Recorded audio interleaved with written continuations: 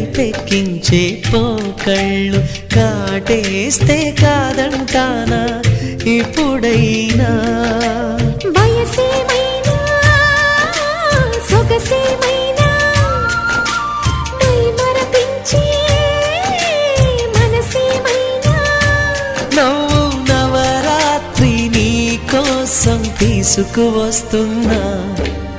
మైనా ఏమైనావే మన్మథ మాసం అయినా ఎంతైనా ఇది మెత్తని మోసం తీయనైన తీరిక తీర్చమంది కోరిక నీకు తో